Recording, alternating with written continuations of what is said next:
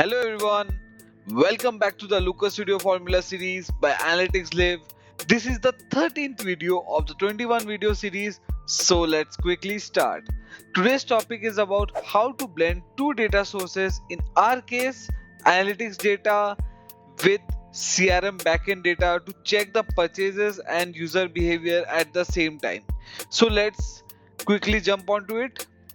So here we can see on the left hand side we have GA4 data, and on the right side we have CRM data. In the GA4 data we can see we have the user IDs along with the event count and sessions, where we can see how the user is engaging and how many times he's engaging at the website. At the same time we have the CRM data, where there is the common thing which is there is the customer ID, and here the user ID, and along with the customer ID we have the email ID, the purchase that has happened, like which product has been purchased, the location of the user, the payment method, the phone number, also the price. So let's do the blending. So to blend these two tables, the best or the easiest way is just select both of them, right click and click on blend data.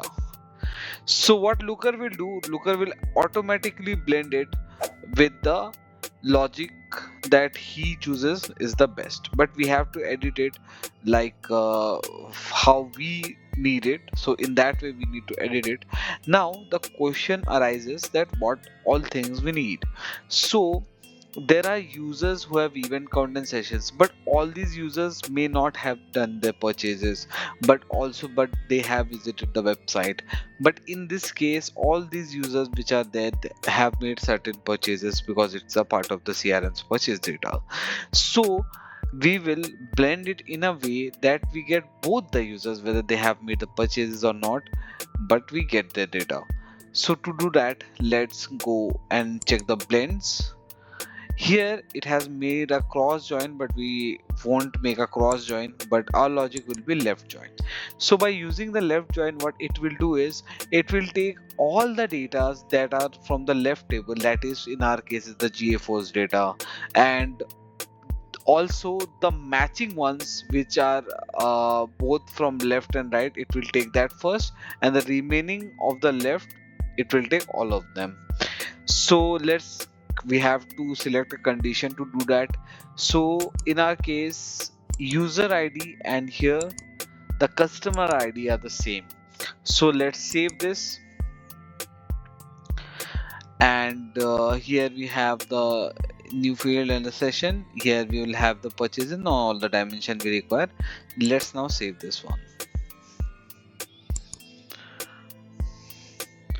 Now let's take the dimension. In our case let's take user ID, which is common in both. So you see there are 452 rows, same as this one. So this means that all of the user IDs, irrespective whether it is matching from the CRM or not, it will take it. But definitely all those which are matching with it in the CRM data will be present here. So here see user ID is there, and price it has automatically taken, and see the users which are common, like 18571888572, which was this here as well, and who have made the purchases as well. That's why we get the user ID and the price data. Now we can create our table in our own way. We can add the email IDs, and we can add the locations, we can add the phone number, the payment method. Also along with it we can add the interactions that they did in terms of event count, in terms of sessions. Let's expand this table.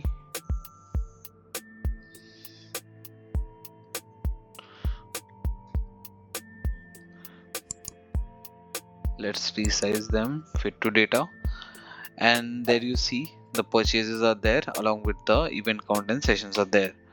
Now you will see, if we scroll down much, we will see that there are user IDs who don't have the purchases or the prices, but definitely have the event count and the sessions, and all the other details which are present in the CRM data are null.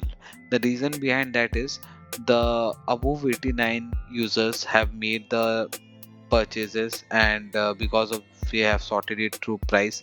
So all the users who have done the purchases are on the top side, and post 89 you will see all the users only have event count and sessions, and all the details regarding the purchases are not present because they haven't made any purchase according to our CRM backend data. I hope this was a very informative session and interesting blend as well. So if you like us to take up any formulas that you would like to learn, so feel free to comment on this video, and also do subscribe to our channel for more such videos. Thank you.